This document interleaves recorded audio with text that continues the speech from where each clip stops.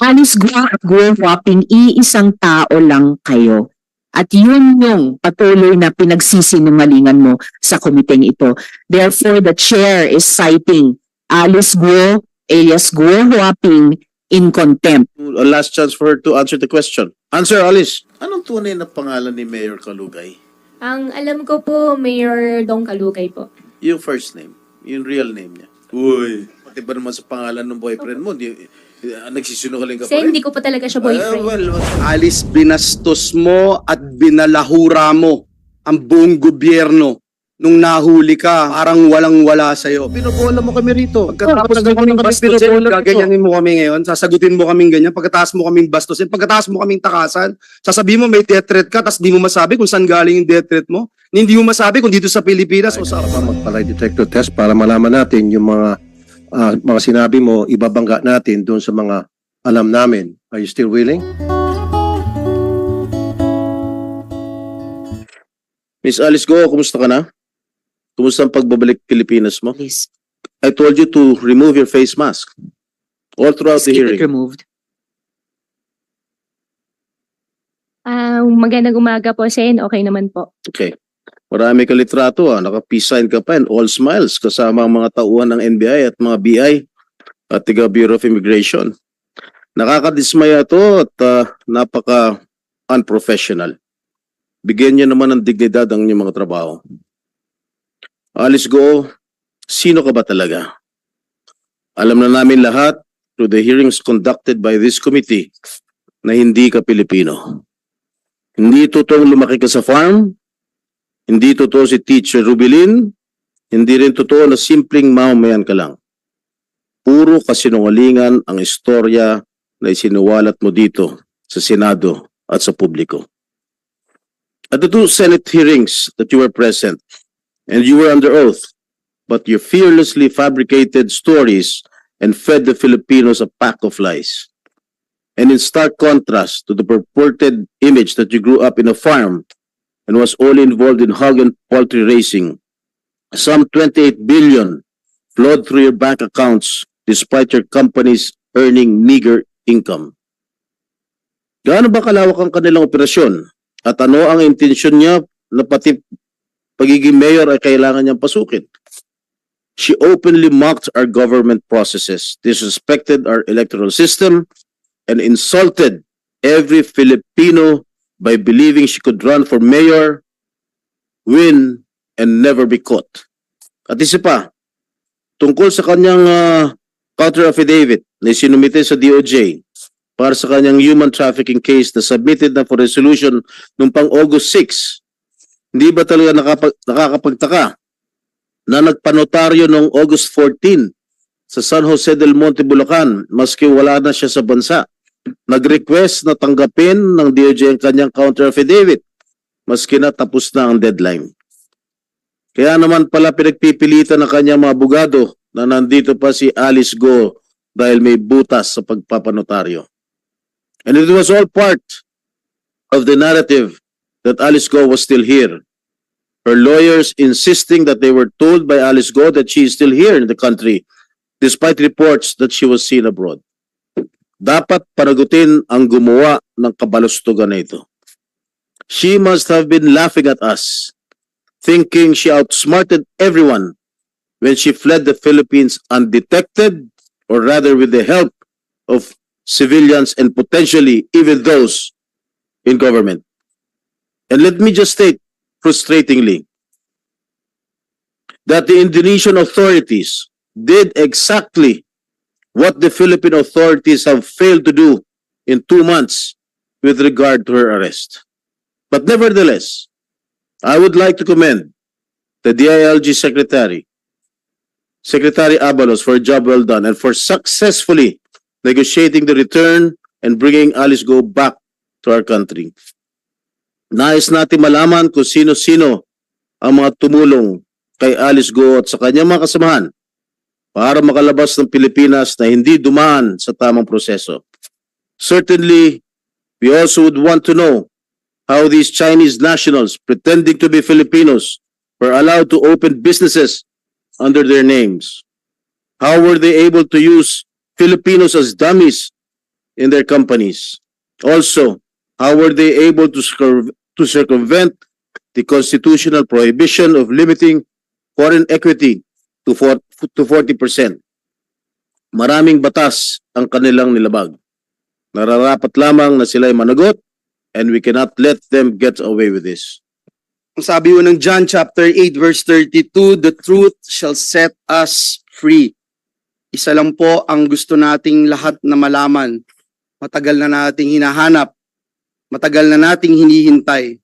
Ito rin ang hinihintay ngayon ng sambayan ng Pilipino. Walang iba kundi ang katotohanan.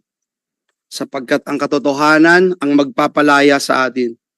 Umabot po tayo sa araw na ito, Madam Chair, dahil bukod po sa puro hindi ko na po maaalala, Your Honor, ang sagot sa atin, tinaguan pa ho tayo ni Miss Alice Go na napag-alaman nating hindi tunay na Pilipino. Alice, binastos mo at binalahura mo ang buong gobyerno, ang buong sambayan ng Pilipino. Hindi ko maintindihan kung bakit nung nahuli ka, parang walang-wala sa'yo. Na-offend po kami. Na-offend po kami. Hindi ko po alam, pero parang ang turing mo sa amin ay kaaway na. Pero ang totoo, Alice, ang totoo, kung magsasabi ka ng katotohanan, kami dito sa Senado ang totoong kakampi mo. Bibigyan ka namin muli ng pagkakataon ngayong araw na ito. Pagkakataon na isiwalat ang katotohanan. Dahil kahit ayaw mong sabihin ng katotohanan, Senado ito. Hindi ito perya.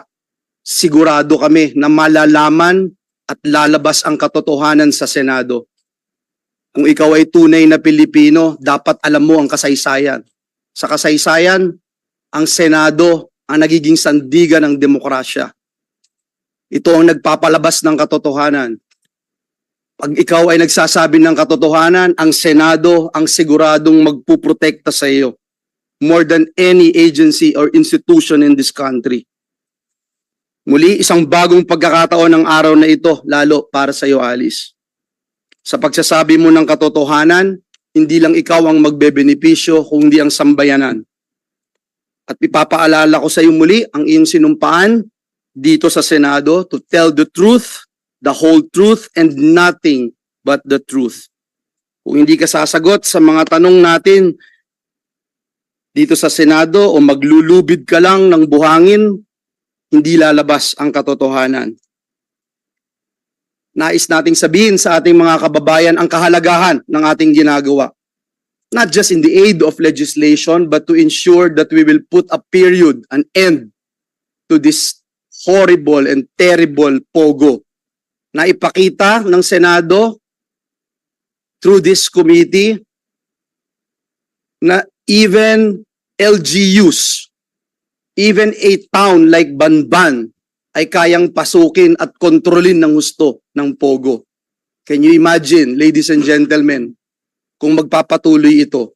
Hindi lamang mayor, gobernador, congressman o senador, baka balang araw, pag hindi natin tinuldukan ito, sa susunod na halalan, meron tayong pogo-sponsored president. Kaya po importante na pagtulong-tulungan po natin ito at siguruhin that we will be able to serve the best interests of our people. Maraming salamat.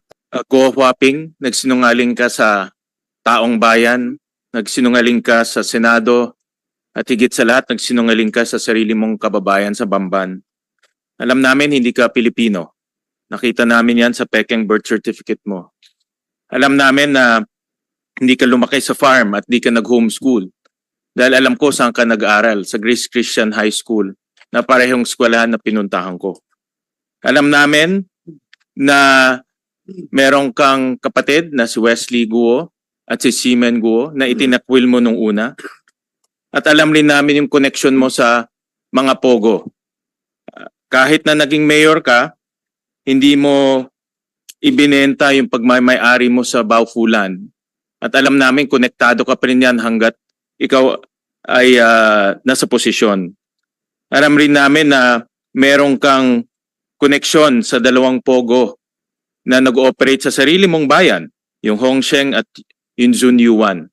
At mamaya ipapakita rin namin yung koneksyon mo doon. Kahit na tumakas ka, ipinagpatuloy namin yung pagdinig dito sa committee. At dahil sa pagdinig na ito, maraming kaso ang na-file sa iyo. 7 kaso. Graft and corruption case ng Ombudsman, human trafficking case ng DOJ, co-warranto case ng Solgen, tax evasion case ng BIR, money laundering case ng AMLAC, pagkansela ng birth certificate mo ng Solgen, at meron ring election code offense ng COMELEC. Ito na siguro ang tingin ko isa sa pinaka malalim at malalang criminal activity na nakita natin sa buong kasaysayan natin. Sa isang tao, halos 7 kaso ang isinampas sa iyo. Pero alam namin hindi pa tapos itong pagdinig namin. Gusto namin malaman kung sino ang tumulong sa iyo para makatakas. Pribadong personalidad man o sa gobyerno. Gusto rin namin malaman sino pa ang mga kasabwat mo sa Pogo Hub sa Bamban. Pati na rin sa Pogo Hub sa Porac dahil nakakita na kami ng koneksyon dito sa dalawa. At gusto rin namin malaman kung sino-sino pa yung mga personalidad na tumulong sa iyo para mabuo itong mga Pogo Hub sa ating bansa. Sa gobyerno man o sa pribado. Importante na makasuhan sila at importante rin na panugutin sila. Kaya mahalaga itong hearing na ito at mahalaga na marinig namin sa iyo mismo kung sino-sino itong mga taong tumulong sa iyo para magdala ng krimen dito sa ating minamahal na bansa. Kung may natutunan tayo dito sa kwento ni Alice Goo, basta't may pera ka, walang imposible. So after months of evading the Senate, ngayon nandito ka na. Sumagot po kayo ng kumpleto at makatotohanan sa aming komite. Dahil ang komite po namin, pinatratong maayos yung mga nagsasabi ng totoo sa amin at rumerespeto sa aming komite at saka sa Senado. Naintindihan niyo po yon, Miss Alice? Opo, Madam Chair. Alright. So, can you finally confirm before this committee, kayo ba si Guo Huaping? At bago niyo po i-invoke yung right against self-incrimination, hindi naman kayo yung nag-file ng inyong late registration of live birth, diba? So, you are not incriminating yourself. So, are you Guo Huaping? Madam Chair, may mga kaso na po na final po sa akin po sa court, kaya hindi ko po siya masagot po sa inyo ngayon. I don't think yung tanong ko ay may kinalaman sa kaso sa inyo, lalo na may pruweba nang na-establish ang NBI at yung isa pang ahensya, kinukumpara yung fingerprints ni Guo Huaping at fingerprints nyo bilang Alice Guo at parehong sinabi nilang magkaparehong taong ito. So, for your own sake at para sa kabatiran ng aming komite, just one last time on this very simple fundamental question. Ikaw ba si Guo Huaping? Madam Chair, hindi ko po kino-confirm at may kaso na po sa akin sinampa, sasagutin ko po sa korte po. Madam Chair, Well, may I yes, Senjol. One related question. Madam Chair, may I invoke? I am not going to invoke or raise a point of order, but may I invoke Section 19 of our Senate rules, which states the privilege against self-incrimination. A witness can only invoke his right or her right to self-incrimination, Madam Chair, only when a question which tends to elicit an answer that will incriminate him or her is propounded to her. However, Madam Chair, the witness or the resource person may offer to answer any question in an executive session. So I would just like to invoke that, Madam Chair, because the chairperson already stated that it will not in any way incriminate her, Madam Chair. Just to put that on record. Salamat, Senjol. Exactly. So, inulit, no? Yung sinabi ko na sa inyo kanina, di naman kayo mai-incriminate, simpleng tanong kung sino ka. And additionally, unless hihingi pa tayo ng executive session, no? Lilipat pa kami kasama nyo sa ibang kwarto para lang masagot nyo sino ba kayo talaga or palalabasin ng chair lahat ng mga taong ito para lang mag-executive session. And before I proceed, I just like to recognize the presence of Sen. Loren. Salamat, Sen. Loren, for your Good morning, Madam participation Chair. today. Good Colleagues. morning po. Miss Alice, gusto kong ipaalala sa'yo na ayon mismo sa Korte Suprema, in the case of Office of the Court Administrator versus you, quote, the right to self-incrimination does not prohibit legitimate inquiry in non-criminal matters. So yung tanong na, sino ka ba? Ikaw ba si Guo Huaping? Hindi yan criminal matter. Hindi yan bagay na isight kaugnay ng mga kaso. Identity questions are within the purview of the committee.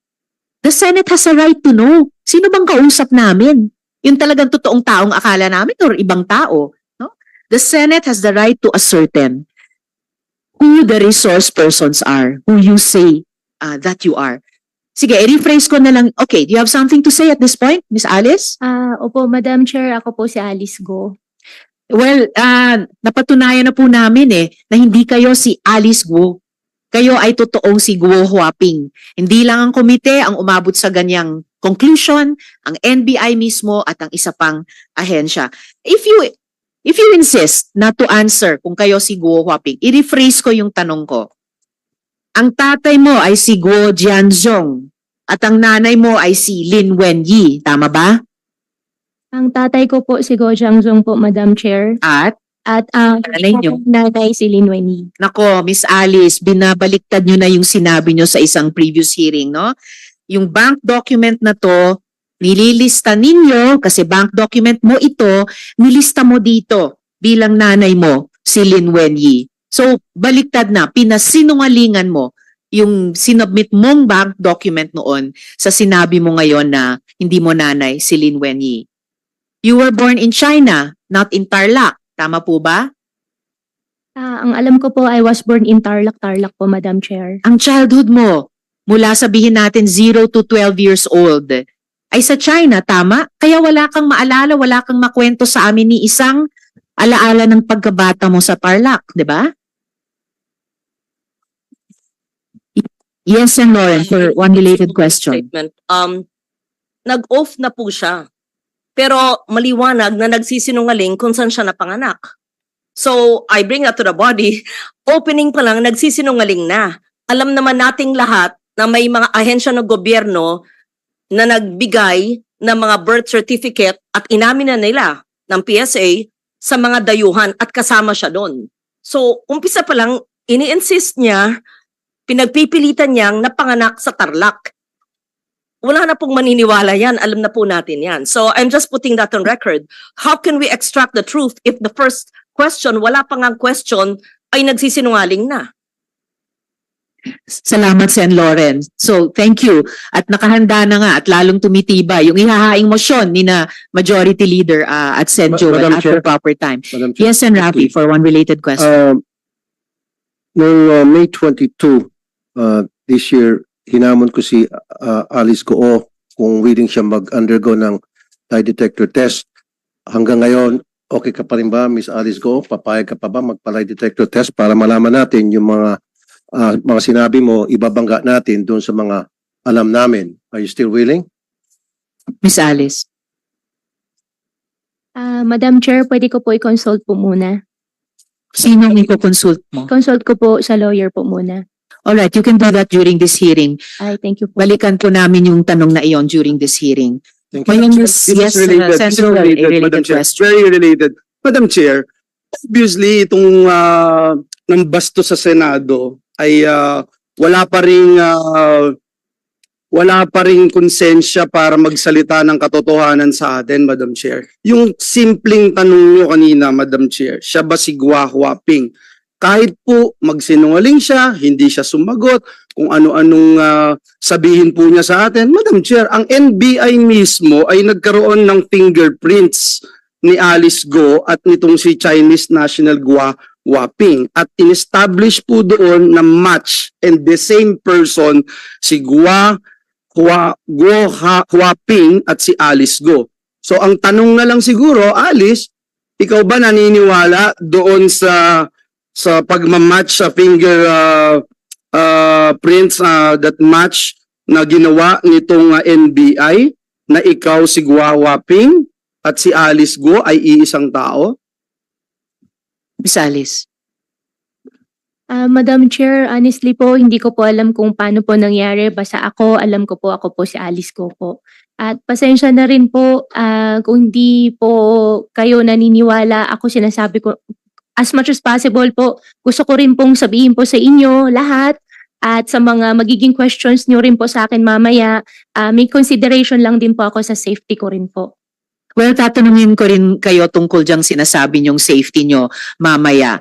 Pero ibig sabihin din, bawat tanong namin ngayon, dahil paiksi na yung panahon, pasara na yung window of opportunity niyo, bawat tanong namin ay pagkakataon sa'yo magsabi na ng totoo at wag nang magsinungaling sa komiteng ito. Miss Alice. Chair? Short interjection. Yes, Senator Roy, for one related question. May I ask from the chair kung pwede natin ipaklaro sa kanya ano yung safety consideration na sinasabi niya? Para maklaro tayo kasi kung palagi siya mag-involve ng safety, hindi natin alam kung anong safety na sabi. Kung meron bang interesado sa buhay niya na isang malaking sindikato na siya ay papatahimikin o ano bang safety na sinasabi niya, Madam Chair? Miss Alice, tatanungin ko rin sana sa iyo yan mamaya ng konti. But briefly, simulan yung sagutin yung tanong ni Senator Roy. Ano ba yung sinasabi niyong safety na iyan? Tungkol po sa personal ko pong safety po. Kaya Okay. nga, ano yun? Anong threat, anong safety? So anong threat nakikita mo? May Para matulungan ka namin. Sige. death threat po. May Sino death threat. nag-threat? Sino? Hindi ko lang po may discuss po dito in public po. Why don't you discuss it in public? The people ought to know about it. May death threat po na Sino ang nagbabanta sa'yo sa buhay mo? Kung ayaw mo pang sagutin ngayon, Miss Alice, hindi kayo makakatakas sa tanong na yun. Tatanungin ko rin kayo dyan. Madam Chair, wala po din naman po akong plan po na takasan po yung question po. However po, meron lang din po talaga na safety concern po sa sarili ko po, na security concern po, na death threat po na minigay po sa akin. Kaya hindi ko lang po ma-discuss po sa public po. Madam, Yes, Miss Alice, nung nakita kayo ni Secretary Abalos, ang una mo sinabi kay Secretary Abalos, tulungan mo ako, Sec, may death threats ako. Sino ang nagbabanta sa'yo? sagutin mo na ng maiksi at diretso, Miss Alice. Opo. Sen, pasensya na po, hindi ko kasi masabi po in public. Kasi nga po, may safety problem nga po ako. Madam Chair, that answer is unacceptable. As far as It's unacceptable, Senator. Pero parang sasagutin na. yung main committee sa kanyang safety, pag ganun. Wala namin kung binobola mo kami rito. Pagkatapos ng kaming bastusin, gaganyanin mo kami ngayon, sasagutin mo kaming ganyan, pagkatapos mo kaming bastusin, pagkatapos mo kaming takasan, sasabihin mo may death threat ka, tapos di mo masabi kung saan galing yung death threat mo, hindi mo masabi kung dito sa Pilipinas o sa abroad. Miss Alice, pinaalalahanan kita, you never raised security concerns to the committee before. Nito na lamang na aresto ka na at ibinalat dito. Tatanungin pa rin talaga kita dun sa sinasabi mong death threats na yan na ngayon lang namin narinig yan. Balikan ko lang muna yung kumbaga prejudicial question para sa amin, yung identity ninyo. You entered the country as Guo Huaping in 2003, correct? Ikaw ay 12 or 13 years old pa lamang noon, correct? Madam Chair, wala po akong record po niyan. Oh, speaking of records, have you ever had a Chinese passport? Ang alam ko po, Madam Chair, Filipino passport po. Filipino passport. Sa pagkaalam namin, nagkaroon ka ng Chinese passport, hindi mo lang ni-renew, nag-lapse yun. So, Alice Guo, alias Guo Huaping, Filipino ka ba? Opo, Filipino po ako, Madam Chair. Chair. Yes, and Lauren, for thank you. one related question. Since yung sinabi po nyo, kung meron siyang passport na Philippine passport, sinabi niya meron siya. Tapatin lang tayo. Sino ang nagbigay ng Philippine passport? Sino rin nag-issue ng kanyang Philippine birth certificate? Pag sinabi mo yon, we can protect you. Pag sinabi mo yung totoo, paano ka naging Pilipino, paano ka nagkaroon ng passport, then you're answering us properly, we can perhaps protect you. But if you keep on lying to us, you will sink in a web of lies hindi ka namin maprotektahan sa mga sindikatong naghahabol sa'yo? I suggest to answer that. How did she get her Philippine birth certificate from the PSA or the satellite office, and how she acquired her Philippine passport from the DFA? We have to find out the syndicates in the government agencies. Madam Chair, Court, para sa kabatiran ng lahat, at lumabas na po ito sa mga nakaraang paring mayroong birth certificate na nakuha through late registration of live birth, pero mismo ang PSA, I'm sure mako-confirm ito ni Engineer Grande later, Engineer Mariza, ang PSA mismo ang nagsabing irregular ang birth certificate na iyon. Kaya tinulog nila sa Office of the Solicitor General na kanselahin na ito. But apparently, habang hawak pa yung irregular birth certificate na iyon, nagamit para makakuha ng Filipino passport. Pero sa pagkaalam din ng aming komite, nagkaroon ka, Miss Alice, ng Chinese passport. Kaya sa lahat ng mga tanong na ito so far, bakit ayaw mo sumagot? Wala namang self-incriminating sa mga tanong na ito. You are only being asked, in fact, you are only being asked about your previous answers to the committee. Yung mga previous documents na sinabit mo sa mga bangko na nakuha namin. So please stop being evasive. Stop being evasive before this committee. I-flash, ayan, finlash namin ulit yung dactyloscopy report ng NBI, no? Result of examination, after a thorough examination and analysis, fingerprints of Guo Huaping, Ilin, and fingerprints of Guo, Alice Ilial were found identical. Opinion, NBI to, in view of the foregoing, fingerprints of Guo, Huaping, Ilin, and fingerprints of Guo, Alice Ilial were affixed by one and the same person. Isang tao lamang. Yun yung unang tanong ko sa inyo, pero nagsinungaling pa rin kayo. Now, once and for all, Alice Guo, alias Guo Huaping, I am giving you the opportunity to explain why you should not be cited in contempt for lying before this committee and for providing untruthful and evasive testimony. Miss Alice? Madam Chair, lumaki po ako, alam ko po ako ay isang Filipino. 1 minute suspension.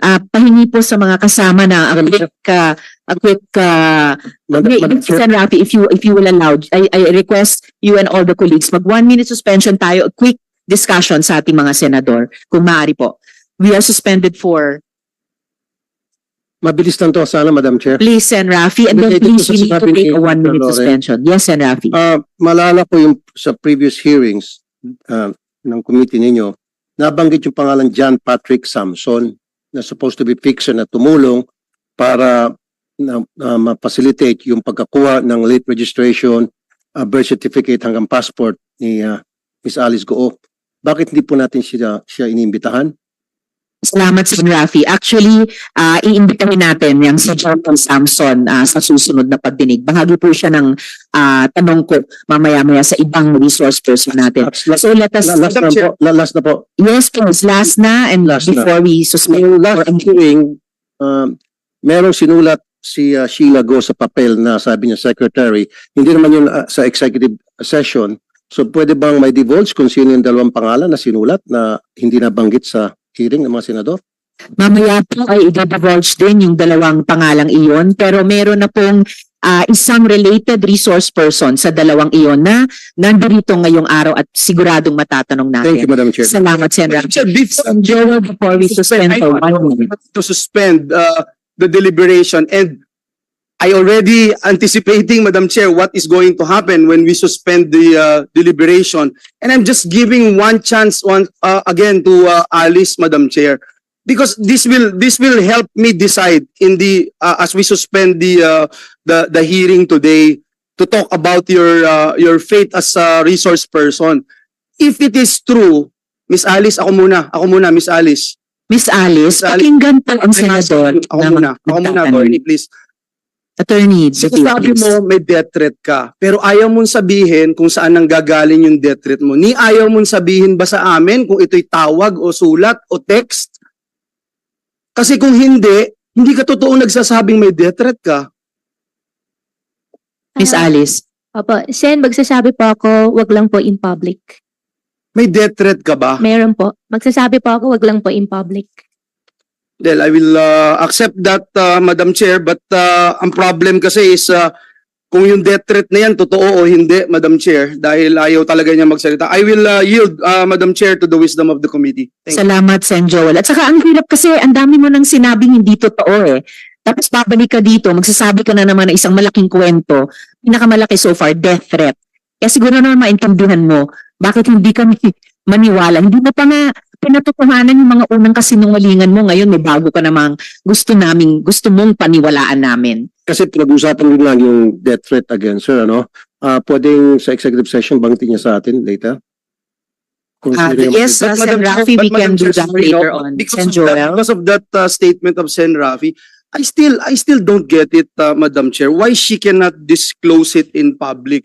Hindi po ba, Madam Chair, isn't it more natural to expose it in public so that she is protected? I don't get it, Madam Chair. I really don't get it. If you are having a death threat, you wanted to say it in public so that you can be protected. If you really wanted protection, Madam Chair. So it doesn't make sense. Hiding it doesn't make sense, Madam Chair. I agree, Sen Joel. Actually, kung talagang may death threat, mas talagang kung talagang humihingi ng proteksyon, walang kinalaman ng security threat din sa pagsagot lang tungkol sa pangalan ninyo. That's already established. The threat will not be made worse by confirming what is in documentary evidence. But in any case, gusto kong ipaalala sa'yo na ayon nga sa Supreme Court, in the case of the Office of Court Administrator VU, the right to self-incrimination does not prohibit legitimate inquiry in non-criminal matters. Ad nauseam na po ito. Halos naduduwal na po kami sa pag-ulit-ulit nito. No?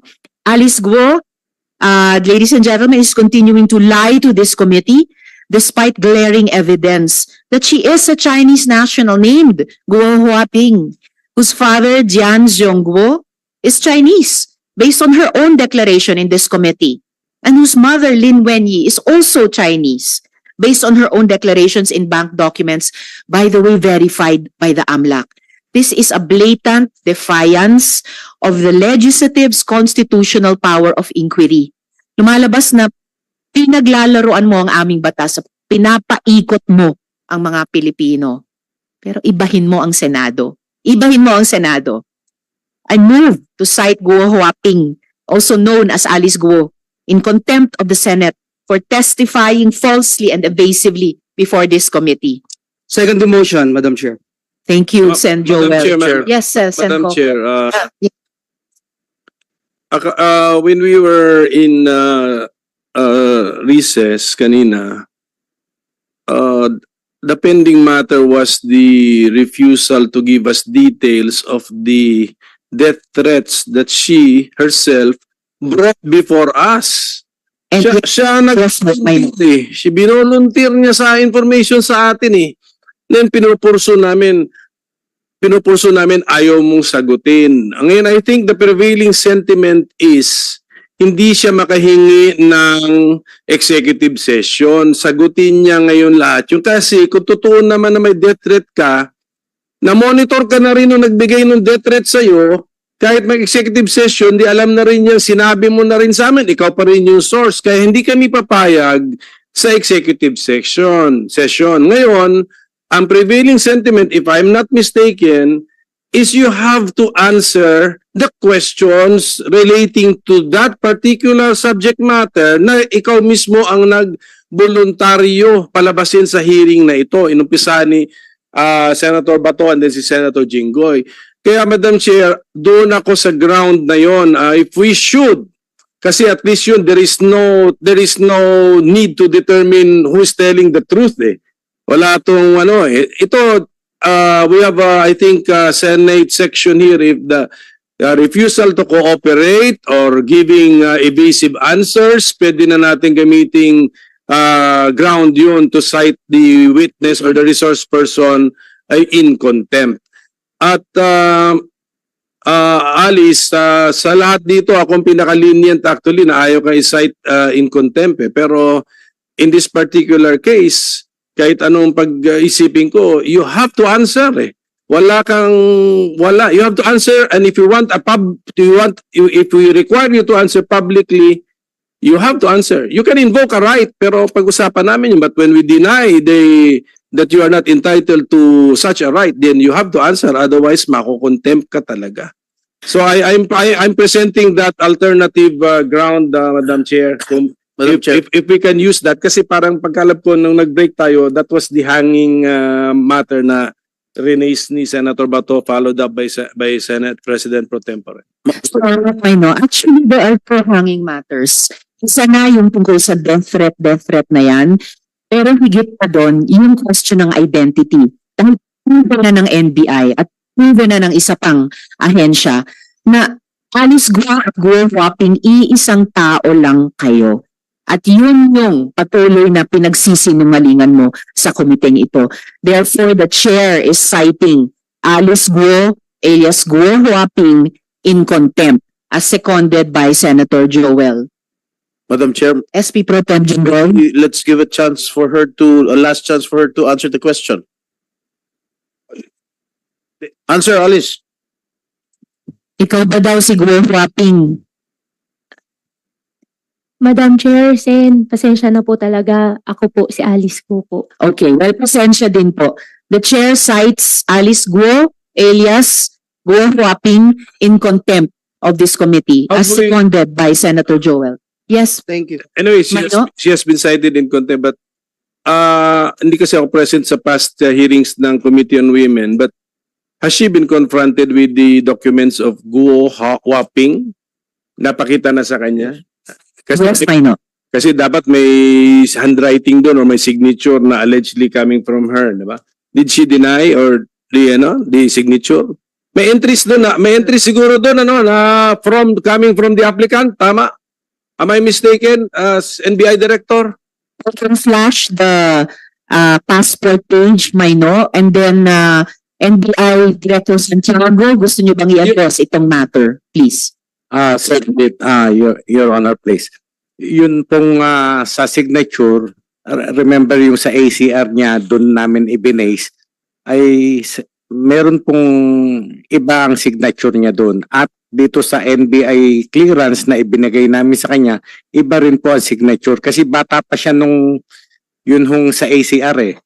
Kaya we cannot rely on the signature. Pero ang fingerprint po, hindi po yan magbabago magmula ipanganak hanggang sa mamatay ang tao. Yes, but have we confronted her with the document and then asking her, did she accomplish the said document? Tanawin natin siya kasi hindi Hindi naman po- siguro siya musmus na bata na hindi na niya maalala, no? May memory na siya noon eh. Hindi po namin siya na-confront. Opo. Okay. Kaya And presented those documents na fina-flash ko ulit dito kay Alice Guo sa mga nakaraang hearings bago pa siya tumakas. can we give her one last chance? I-flash yung document din and then I will ask her now if she remembers accomplishing the said document of Guo Huaping. Madam Chair, I'm sorry, but I asked that question a while ago and she said no. Can we flash the document? Used by the NBI. I mean, use the document, di ba? Where's the document? Please give her a chance. Pakita natin sa kanya. For fairness sake. And then, pero pag i-deny niya na hindi niya in-accomplish yun at what particular age, convincido na tayo din. Therefore, she's lying before us, di ba? Meron po tayo ditong doctor's copy report na sinasabing identical ang fingerprints ni Alice Guo at ni Guo Huaping at na yung fingerprints na iyon ni Guo Huaping at ni Alice Guo were affixed by one and the same person. Do you have the supporting document na ginamit ng NBI para dito? Para ipakita ulit dahil ipinakita na natin dati kay Alice Guo. Miss Alice, extraordinary ito ha. Kayo lang yung naalala kong resource person na ipapakita namin paulit-ulit ang mga dokumento sa iyo. Dapat naman siguro suklian mo yung komite na magsabi ka na ng totoo. Hindi going the extra mile ang komite. Pero kasi nangalingan pa rin ang sinusukli nyo. Comsec, do you have the supporting document on para i-project dito sa ating monitor, yung ginamit ng NBI to come to this conclusive opinion used in all courts of the Philippines ang fingerprint matching.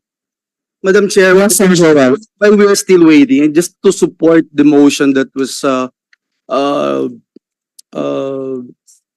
approved by this committee, Madam Chair, the Senate has sufficient, substantial, and damning evidence to support to support a conclusion, Madam Chair, that this witness is lying. Now, whether the court will bear it out later or not, that is the basis, Madam Chair. If this is the prevailing stance, then witness won't play around with the Senate. I think that is the only reason why we are doing this, because she is obviously playing around, Madam Chair. We have given her enough time, so many chances, Madam Chair. I have never seen a witness na ganito karami yung chance na binibigay natin magsabi ng katotohanan. Pero kung ayaw talaga, Madam Chair, she has to face the music. Agree, Sen. Joel. But Comsec, i-flash po natin please yung passport ni Guo Huaping para masagot niya yung one more chance na tanong ng minority leader. While Can we waiting, pull that up? Madam Yes, Chair, SP Pro Temp, Jinggoy. habang hinihintay natin i-flash yung passport sa ano, I'll give you one more chance, Alice, tungkol sa death threat. Ha? Kailan mo na-receive yung tangka sa buhay mo? Miss Alice. I think mga bandang June po, June of this month, of this year. this year po. Ilang beses? More than 5 times po. Kanino galing?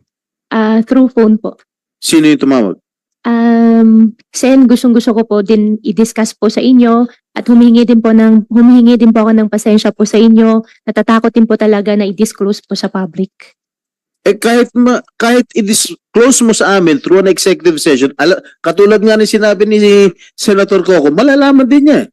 Ngayon sabihin mo sa amin, sino yung source? Opo, Sen, ang understanding ko po, pagka sinabi ko po sa inyo sa executive session po, hindi po lalabas. Kasi nagwo-worry po ako sa sarili ko. Ganun din yun. Oh, sabihin mo sa amin. Sen, ako po kasi ang Senate hearing po natatapos pero natatakot po kasi ako sa magiging buhay ko. Ano ka tinatakot nung kausap mo sa telepono? How you threaten? Ko po muna i-discuss po sa public po. No. Opo. You, Pasensya na po talaga, Sen. no. How were you threatened? Yun lang tanong ko, how were you threatened? Hindi ko po siya may discuss po sa public po, Sen. Pasensya na po talaga. Eh talaga makukulong ka. Madam Chair, if just in case the court will allow the Senate to be detained here, I would like to raise this motion to immediately commit her at the Pasay City Jail. Salamat, Senate President Pro Tempore. Before that matter will be deliberated, we have a pending citation in contempt by the chair, seconded by Sen. Joel. And so, Alice, one last chance dito sa ipinapakita namin ulit na passport, page ng passport mo. Sagutin mo yung tanong ni Sen. Coco, ikaw ba ito? Madam Chair, ako po si Alice ko po. No, hindi yan ang tanong ko sa inyo. Ang tanong ko po ay, meron kang monitor sa harap mo, kita mo yung page ng passport. Kayo ba yan sa photo na yan? At asking yung pangalan nyo. Alam na namin, Guo Huaping. Ito ba ay ikaw? Madam Chair, meron pong pending case po sa akin po. Lahat You answer. All right, you are not taking the many one last chances na binibigay ng committee ito sa iyo. You are denying your identity as Guo Huaping. So may I Madam Chair, return to... Major- Yes, Minority She was Leader. trying to invoke something. What are you invoking? For your refusal to answer, what are you invoking? Sen, may pending cases na po kasi sa akin sa court po. Ang understanding ko po, lahat po ng sasabihin ko po dito may incriminating my own self po. Okay, this Kaya- one. Ito, saan ito maka-incriminate? What particular case? Kailangan may particularity. Hindi Opo. pwedeng wala. Opo, Sen, may final po sa akin sa citizenship po na issue po sa court po. Citizenship. I think there is 7 pending cases po sa korte po ngayon. No, Isa na po dyan yung citizenship po. Hindi kasi kunyari may kaso ka ng estapa, hindi naman connected sa estapa yan. So hindi mo pwede sabihin may kaso ko sa korte. You have to specify. Saan ka ma-incriminate na ang sagot mo magagamit to prove your guilt sa isang criminal case? Which one? Sen, pasensya na po. Mali po pala yung nasabi ko po kanina, di pala citizenship. Ang dapat po pala, COMELEC po. Comelec, May na-file na po na pending case po sa COMELEC po. material misrepresentation case, siguro criminal case. Yes po, criminal case po. Okay. At bakit related ito? Yan lang po yung alam ko po na may pending cases po sa COMELEC po. But actually, Madam Chair, this appears to be a document issued by the People's Republic of China. I'm requesting for that ACR. Yung atin, the Philippine form. Philippine form accomplished by a child supposed to be, but a child with consciousness already. Who happens to be the younger Alice Go, yun yung theory ninyo. Pero yun, gusto ko ipakita natin sa kanya. Comsec, pwede ba nating i-flash ulit yung ACR na yon at ipakita ulit kay Alice Guo? Madam Chair, Yes, Sen. Rafi.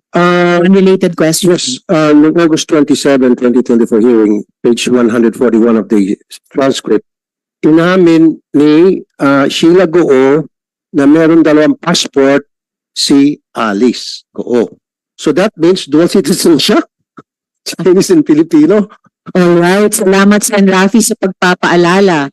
So dual citizen pala kayo kahit sa pagkaalam ni Ms. Sheila Guo sa paalala ni Sen. Rafi. And in fact, alam niyo ba na hindi pinapayagan ng dual citizenship sa China? Dito lang sa Pilipinas meron na ganyan. Pero sa China, bawal yun eh. And yet, you have both Filipino and Chinese passports sa testimonya ni Sheila Guo. Madam Chair, I have only one Filipino passport po. Yes, you have only one Filipino passport, but you have a Chinese passport. Wala po akong Chinese passport po. Okay, Comsec, pwede natin ipakita yung hinihingi naming ACR before we we finalize the motion of the chair seconded by Sen. Joel. Okay, so baka pwedeng, yan na ba yung pinakamalaki? Alright, so ito po ang ACR for... Hindi na yan musmus na bata, di ba? May consciousness na yung nakalitrato dyan eh. O yan ang tanong natin kay Alice Guo.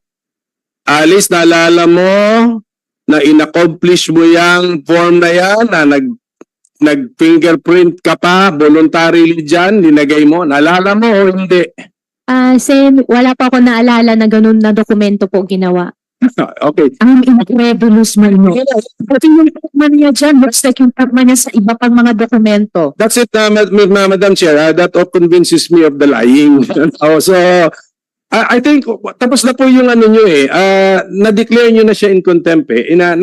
Nag-elaborate lang naman ako na, tapos na po, na-declare nyo na po siya. On the lying pa ito, not on the refusal to answer dun sa death threat. So, sorry, Alice, I gave you a chance. You mean to say, pati yung paglalagay ng fingerprint mo ron, hindi mo naalala. So, medyo, na po yun, medyo, Blair. too difficult masyado nang mahirap paniwalaan na, paano, tulog ka, kinuha ang fingerprints mo, pinilit ka. I mean, it's too much, but, hindi na po sanggol yung nandun sa litrato. So, with that, Mr. Chair, it puts to rest your contempt citation of the resource person. Thank you. Madam Chair, isa lang, Madam Chair, if I may. Salamat kaayo, Mayno. SP Pro Temp, Jinoy, nag-refer Pam-mark ka dyan. Ilang taon ka? So, wala pa akong maalala na nag-thumbprint po ako niyan. Pam-mark ba niyan?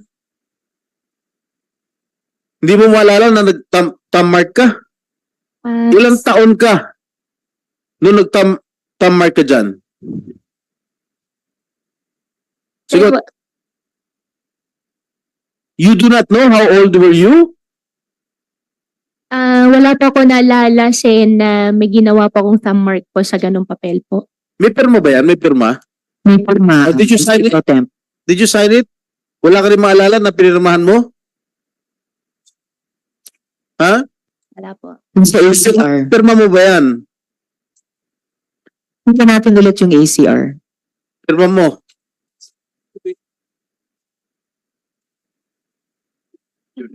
Yes, ipakita natin yung kaninang ACR form, yung may photo, fingerprints at saka pirma. Oh, yan. May signature. Is that your signature? Oo. So, ang pinapakita natin, yung fingerprints ni Alice Go, pero nung kinumpara ng NBI dun sa fingerprints ni Glenn Wapping, identical, matched po. Madam Chair, No, let her answer. Is that your signature, Alice? Doon sa under po ng picture po, signature ko po yun, pero hindi ko po alam paano nangyari po yun. Ano hindi mo alam paano nangyari yun? Hindi ko po talaga alam, Sen. Hindi mo alam na pinirmahan mo, pirma mo yan? Sen, hindi po, wala pa akong pinirmahan po ng ganung dokumento, pero signature ko po siya, pero wala pa ako na pirmahan po ng ganung dokumento. Na-confirm mo na signature mo yan sa form na yan. Kino-confirm ko lang po, Madam Chair, yung signature po under po ng picture is my signature. But you don't remember when you signed that Wala paper? wala pa akong ginawa na ganun po.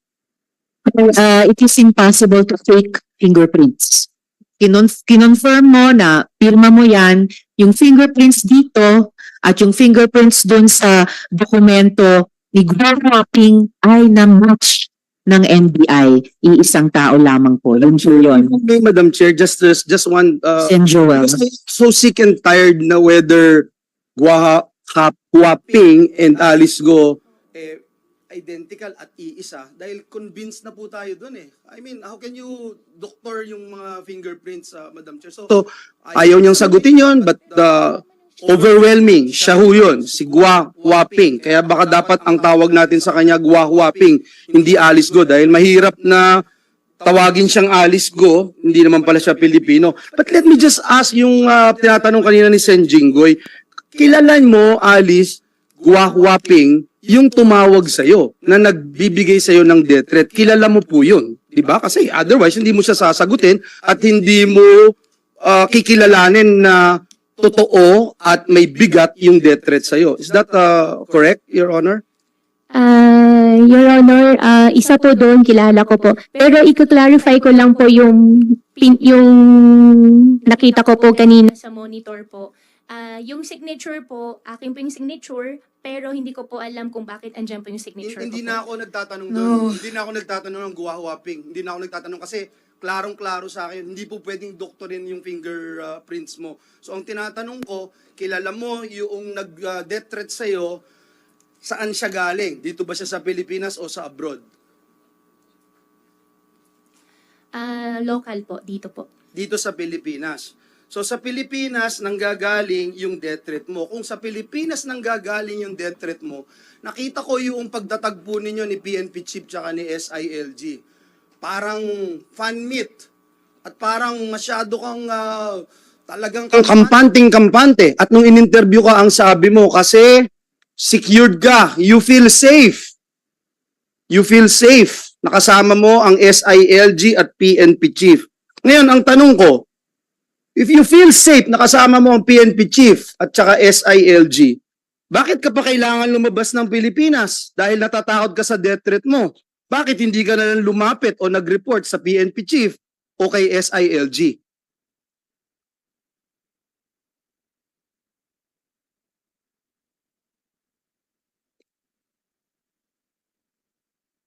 Sagutin ko na po. Sa tingin ko, Yes, one more time, Miss Alice. One last time. Yes po, Madam Chair. You answer the question of Senator Joel. Sen, okay lang po, paulit po. Sorry po. Madam Chair, I hope the lawyers of Alice Go must advise their client to tell the truth. Alice, nung nakita mo si SILG at si PNP Chief, ang sabi mo, happy ka at ikaw ay masaya, kitang-kita naman yun. Walang naitago sa sambayan ng Pilipino na at ease ka. Papicture ka pang di ba? So,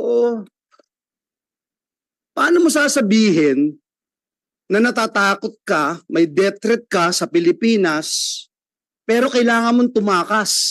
Kailangan mo umalis ng Pilipinas, pero sabi mo, safe ka na makita mo ang PNP chief, SILG, pero hindi ka lumapit sa kanila, hindi ka humingi ng tulong.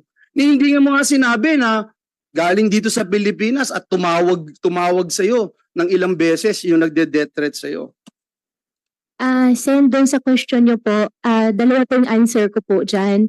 One po, kaya po ako nakasmile po, yan po yung para sa akin po na pinaka-language ko po sa family, sa mga tao po nagmamahal po sa akin na Hindi yun ang tanong ko. Hindi yun ang tanong ko. Before we go further into this topic, para lang ma-settle itong pending issue, i-reiterate ko, no?